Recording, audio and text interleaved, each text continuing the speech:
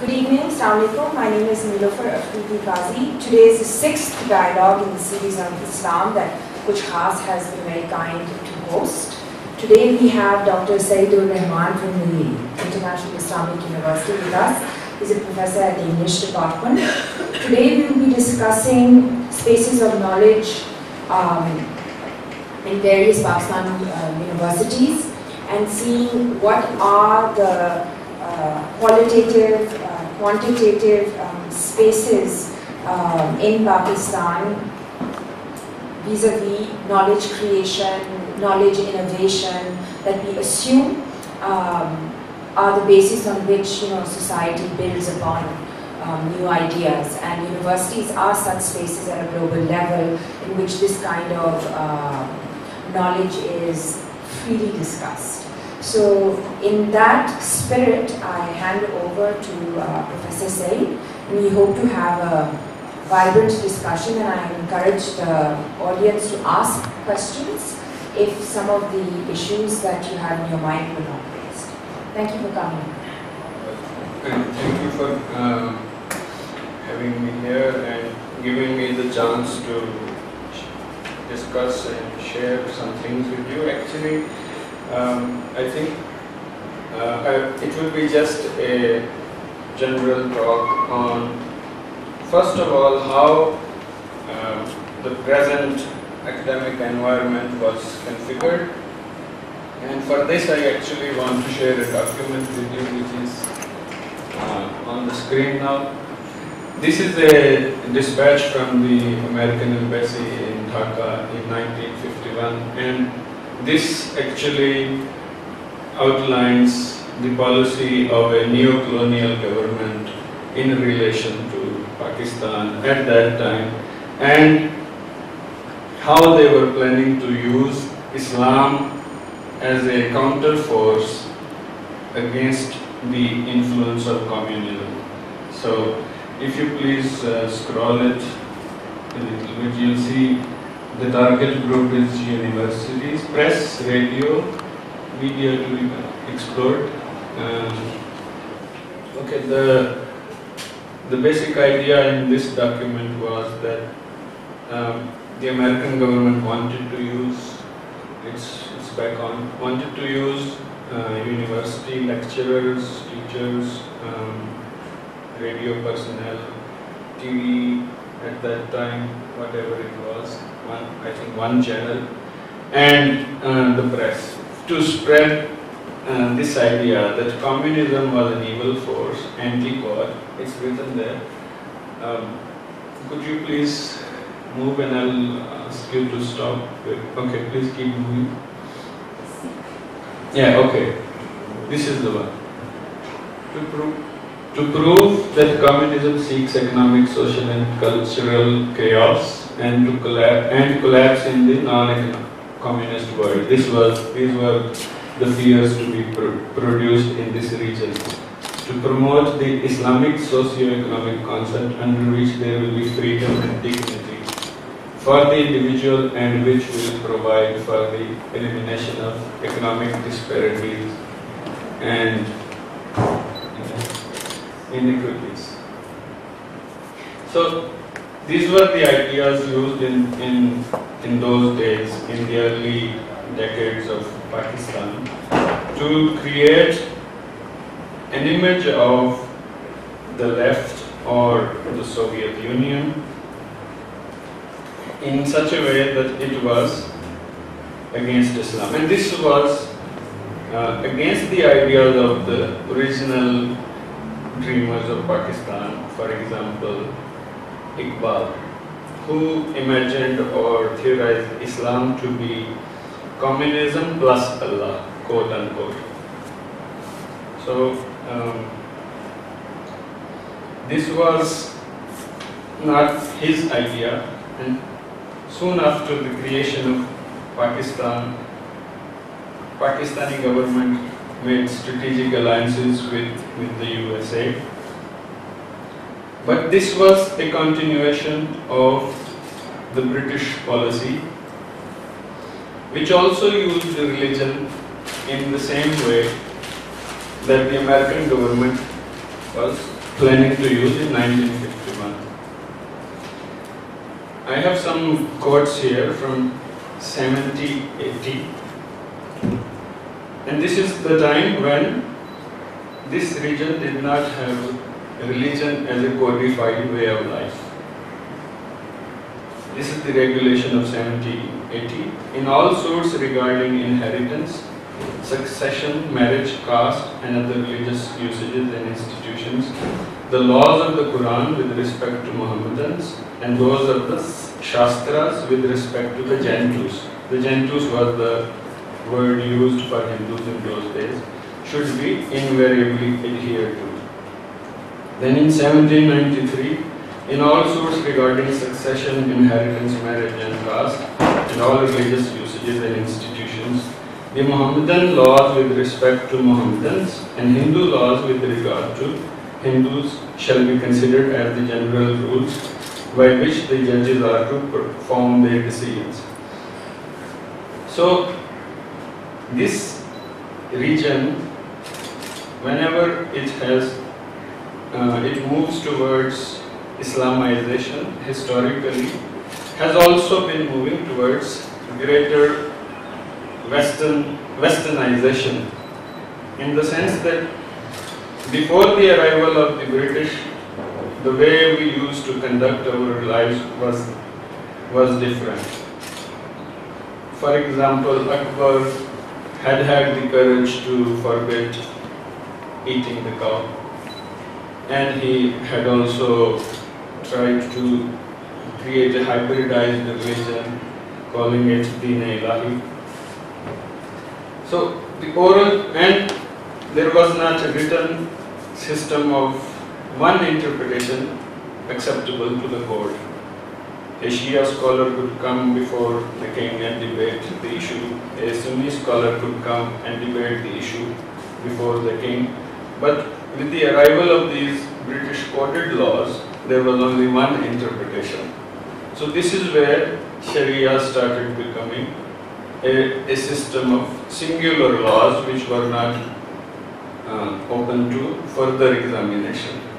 So in this region, first the British fixed the Islamic legal system by creating such laws, and that they are already written in the Royal Code or the British Code, and only one singular interpretation acceptable to the court. Then after the independence, you have the American strategic needs, which only allow you to interpret Islam as long as it is on the side of the free world. So if Islam is on the side of the left, then it's not acceptable to the free world. So the kind of Islamization that we have seen is, in the first 3-4 decades of Pakistan, Islamization as friendly towards the West. So there I would like to say that Islamization has been actually Westernization. And only after the collapse of the Soviet Union, it was the need of the West that Islam had to be created as the other of the West, as something which is against Western democracy, etc. So now we have this image of Islam as something which is regressive, which does not allow freedom. But if I show you a video, you will see how in the days of Afghan Jihad, Islam was imagined by Ronald Reagan. So the launch of a space shuttle is symbolic of the same spirit of freedom as the spirit of freedom being expressed by Afghan Mujahideen. So the launch of the one Columbia shuttle is dedicated to the people of Afghanistan during the Jihad era. Now can we imagine one space shuttle being dedicated to any Muslim people? So now we have this sense of animosity between Islam and the West, as if this has been an eternal phenomenon, and Islam and the West have been continuously fighting against each other. Historically, this has never been true, or very rarely true. So this is the first part of the argument that I wanted to put forward. The second part is that how this opposition between Islam and the West is actually preventing us from creating open societies for ourselves. This binary is not hurting the West at all. This division is hurting the Islamic self in a way that is actually making us true to that image that the West has created for us. For example, when we do not have control over the public sphere because the public sphere is controlled by the media, we as a people become more interested in rituals. This has also been historically proven as a pattern.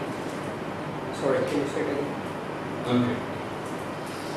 Whenever an Islamic civilization loses its control over the public sphere, it regresses into the domestic sphere and becomes concerned with rituals.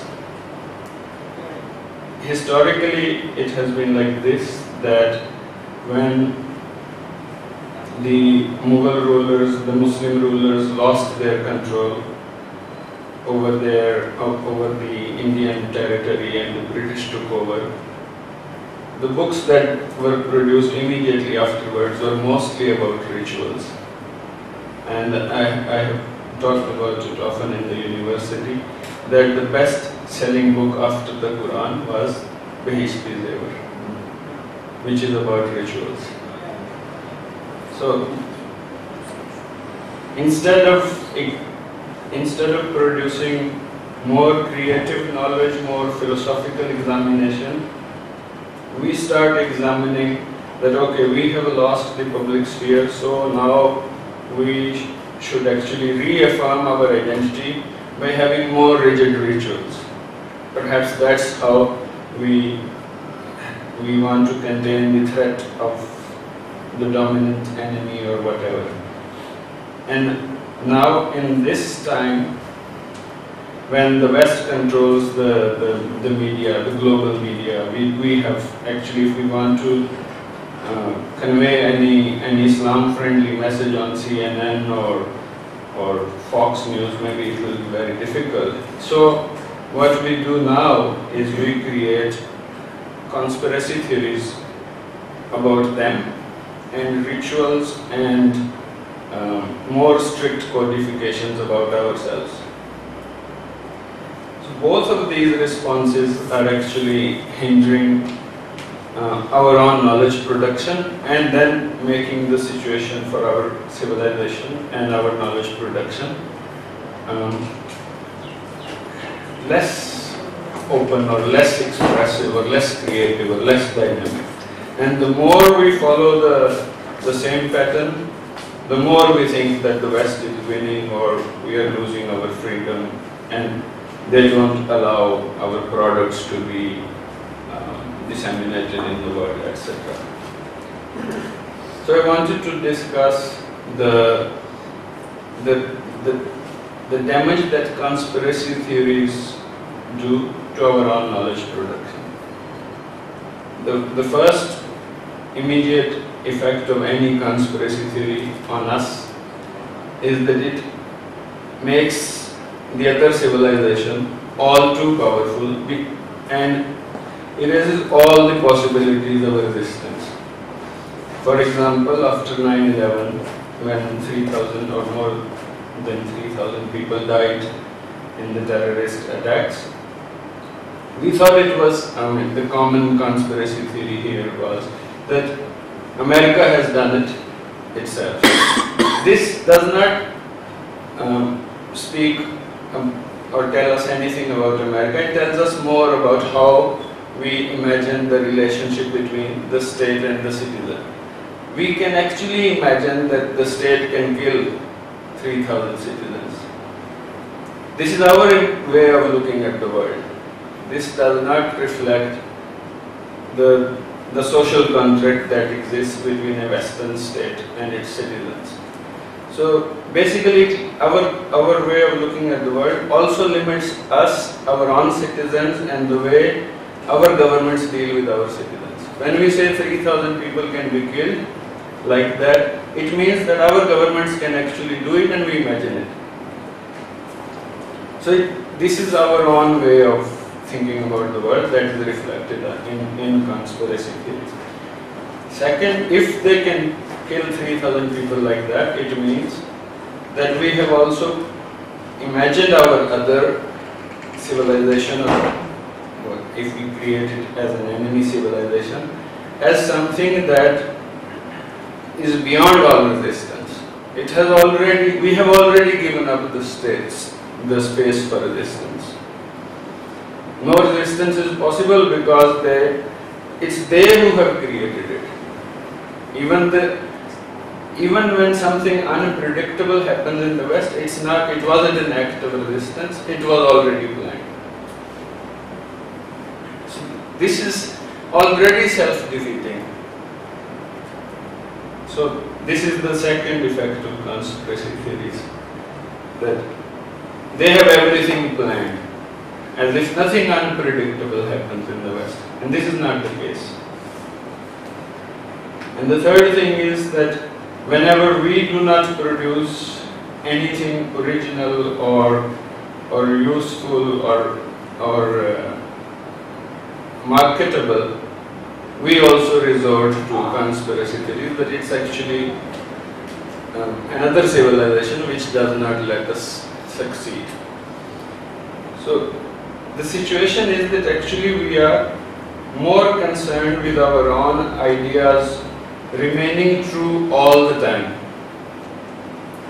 We do not want to revise any of our own civilizational rules or epistemology or anything. We don't want to re-examine our own system of knowledge production. We want to actually, at the cost of even our own progress, we want to remain the true people who have once and for all found the truth, and that truth is unchangeable.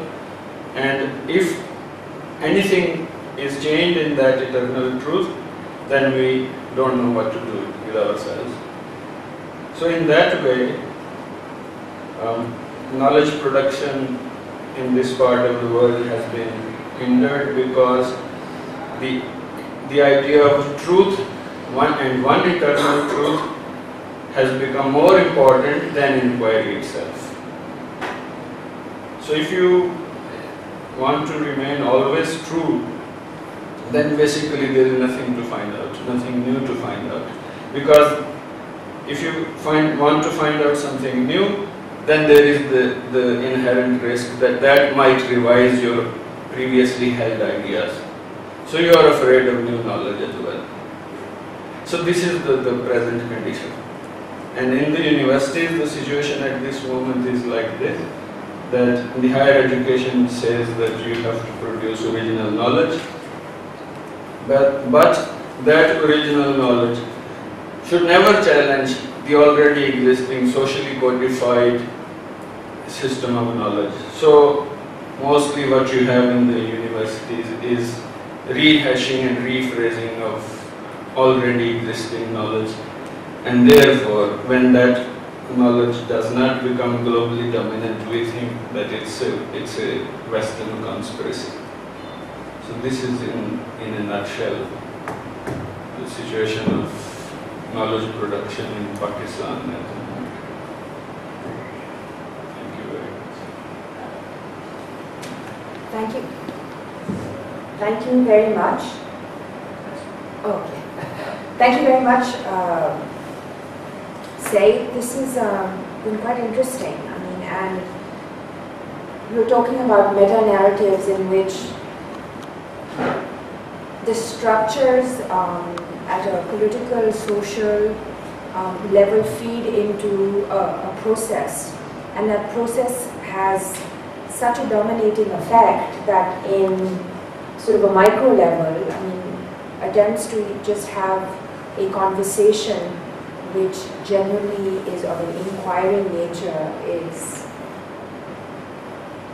stopped at a self-censorship level, you know. So this says, perhaps, as you said, you know, a lot more about what can we expect for, you know, the new generation, which globally is sort of the future of any society, of innovation, and doesn't really leave too much thought for us, you know, of what should we expect from Pakistan's young future. So let's see what the audience says on this matter.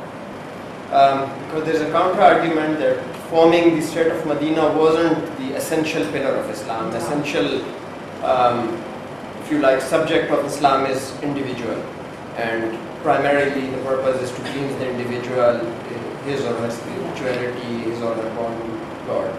And establishing a state was due to other prerogatives. It was because it was threatened, and probably the individual or the family who had embraced Islam would find it hard to ward off the other influences. Therefore, as a historical accident or historical necessity, state was formed. Otherwise, probably it's very hard to find such injunctions within Quran, for instance, where it asks the Muslims to form a state. We don't have clergy. I mean, you know, I would continue arguing what Usman was saying, is that if you look at the text, if we just look at, as we say, the evidence, you know, I mean, if you look at the Sahaba, you look at the Sunnah, those are human experiences and codified, so to speak. But if those who follow, you know, of faith, if you look at the text, so to speak, there's very little room, you know, in the text which refers to or demands for statecraft. In fact, you know, like legal elements, so to speak, which would be the basic parameters of statecraft are absent. You know, like a lot of it was left to the Sahaba, and later on, you know, Ijtihad, and then later on Ijma, you know, to come up with a whole myriad of ideas, and hence the variety of sects and the variety of voices which can be claimed and should be claimed that are Muslim. You know, so it's interesting, but I would like to bring back I would really like to bring back this debate to Pakistan, you know, and specifically the spaces of knowledge, which, in my opinion, again, you know, globally we look at the young, you know, from the age of 18 to 25, you know, in the universities or spaces in which where our youth challenge us, you know, they read, they ask, they question, and then their mentors, such as yourselves. I mean, I want to, what are the influences of this religious, so to speak, or political environment that we have in challenging and knowledge creation? And you've had tremendous experience in a variety of spaces of knowledge, and I think it would be kind of insightful maybe to hear, you know, like what are their opinions on their own ability to question, you know, and what does that say about us as a society moving forward? I don't think we are a very individual-friendly society. This has been my experience, especially in, and this probably come as a surprise, that I have taught at private universities such as Kuch Khaas National University, which is supposedly modern, Westernization, etc. But there, when I tell my students that you have to produce your own ideas in your assignments, they say, what do you mean by our own ideas? They have no idea of their own ideas. And whereas in an Islamic university, they are at the heart of the storm, and they actually probably look towards something else. So if you have freedom, you don't know what to do with it, and if you don't have freedom, you are afraid of, you know, inquiring too much, but you also are curious about the other side. So in that way, Islamic university has been even a more open experience in that way, because people want to acquire itself, the students. I wanted to ask you, what is the scope for inquiry? Because they teach the methodology of the fuqaha. They teach there that challenge the ijma is kufr. And you see, you say we can go beyond the rituals. There it is in the text in Islamic University, in Sharia law text, that if you leave one prayer, you should be killed for that. There is a fatwa of Imam Shafi on this. And even in Islamic University, they teach you, they do not teach you to inquire openly. They teach you to what is the methodology of the fuqaha. Yeah, you are probably talking about only one department, I think, the Rasulullah or the faculty of Sharia. I have two students of the English department here. You can ask them, three actually. You can ask them what their experience is. And actually, in assignments, you can write almost anything. Whatever is permitted by the law of the land. So the scope in law, if we implement Islamic law in Pakistan. But actually the university is subject to the law of the land. And that doesn't make that university different from Lums or Beacon House in that way. But it's the class difference or some other, I mean, originally of course it was established by Saudi Arabia. But for that you know, it's not only Saudi Arabian influence, but it's also the American strategic needs in the region. Nobody in English department has challenged the orthodoxy. We have judgments of superior courts that see this land forms is illegal. No, it's illegal in Pakistan. They have supported feudalism, and that's like these judgments. So nobody has challenged. Nobody from Lums, nobody from the English department. So this this is what I was getting at. This self-censorship.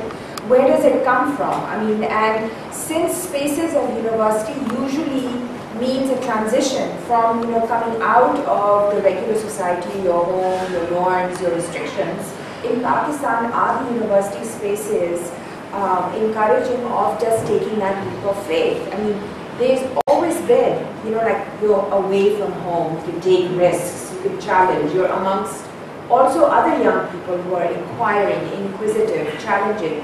Does that exist? It exists as much as in the university, as much as in the rest of the society. If the rest of the society is not willing to tolerate any inquiry, that will also reflect in the university, and that reflects in almost all universities. I mean, look at what is happening in... But look at Iran. I mean, if you look at Iran, for example... No, two things, if I may. One, I mean, religion, of course, is a taboo topic, etc., for a number of reasons, and one actually takes the risk of being prosecuted and persecuted. But even talk of secular subjects, such as economics, I think, you are not encouraged anywhere in this country in the teaching of economics to challenge the new god, the market economy. My wife teaches at a public sector university part-time, and if a student starts challenging market economy, he or she is most likely to be flanked. That's the case with the media too. You are not allowed to write anything against multinational corporations because they give you advertising. But the university supposedly is, it's different. It's different from GeoTV. It doesn't happen different. Yeah, so we are becoming from, we are transforming from one type of closed society into another type of closed society. But actually, this is just a humble suggestion or something, or maybe I shouldn't even go into prescriptions. Then maybe the idea of producing falsifiable knowledge would be a good one, that you shouldn't actually think of producing truth, but you should be thinking of producing statements that can be later on falsified. And that's called Popper's idea, that he differentiated between religion and science with the criterion of falsifiability. Science produces knowledge that can be falsified without any fear. That's interesting. Yeah. But on the same page, Why is it so peculiar to this country? Like she was quoting Iran. I've had the opportunity, like to have interacted with academia from some other Muslim. Jordan, for instance, which is a monarchy, and, the society swarms with mukhabarat, which is the local intelligence there, beyond imagination. But I personally, based on a very superficial interaction with them, find the environment within the universities to be much more enabling of critical inquiry, etc. Why this country, in a place like Ghana outside, Lams, which is supposed to be less influenced by Lams is full of Tablighi Jamaat. No, I mean, this is why I go back to my original. One is a certain kind of Tablighi or orthodoxy or some form of religious-based idea. But on the other hand, when you look at Pakistan, the rural, feudal, dynamic, the social, cultural element, what contribution or what confluence, probably that's what Dr. was saying. I think the university environment, unfortunately, in this country reflects the power relationships elsewhere. Probably the VC views him or herself as the local feudal. Correct, that's it. This is and head of that's department. why I have an idea that perhaps, because how is it that this notion, this peculiarness, as Usman was saying, is visible in Pakistan when we are certainly not the only Muslim semi-literate society. Like we have many other countries. Even in Iran, the education level is what, 60%? I think the intensity of debate in the illiterate part is actually more free. Sure. This is my answer. Then is it this class structure? In the villages you can discuss almost anything because there the clergy and the state ideology is actually not that strong. But it's the public-private, so it's not so much, I don't know, is it the public-private spaces then? Because, we speak freely in the drawing rooms, we speak freely in maybe the hujra, maybe we speak freely in, jalans. But when we come to know that it is being recorded, then we don't speak our mind. But we don't have any example of, say, Columbia University. This event is quite famous that the USA doesn't have any diplomatic relationship with Iran, but Columbia had the freedom to invite Ahmadinejad because he was visiting New York on a UN mission or something. So they invited him to come over and give a speech. We don't have the kind of freedom that a Western university has. And then we can also, of course, complain that it's a conspiracy against us.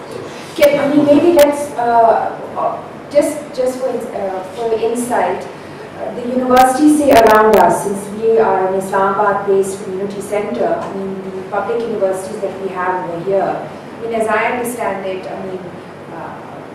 they are either funded by our lovely security establishment of some form or the other, or the largesse of Saudi Arabia in particular.